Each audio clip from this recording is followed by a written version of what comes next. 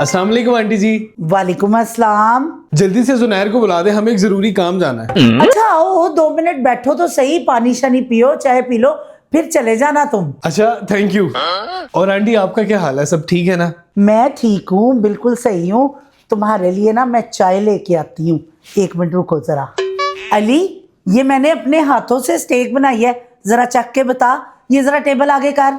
हाँ हाँ क्यों नहीं, मुझे वैसे भी भूख लग रही थी। आपको कैसे पता चला कि मुझे स्टेक पसंद है? मुझे पता है तुझे पसंद था, मैंने ये कल बनाया था, संभाल के रखा था कि अली आएगा तो उसे खिलाऊंगी।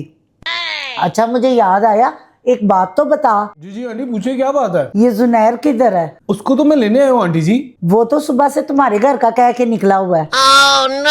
अच्छा वो मेरे घर गया था? हाँ जी। ओहो जुनैर मेरी तरफ गया? मुझे तो पता ही नहीं। ओहो ये मुझे क्या हो गया, नजर आना बंद हो रहा है।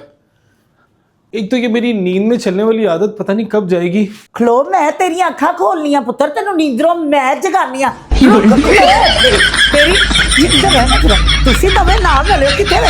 चला से गलती हो गई, आ गया। इन्ना दा गेड़ा करे इन्हें मैंने ना छड्डन लगी, 2 नाल रले ने मेरे वाला मुस्कंडा है।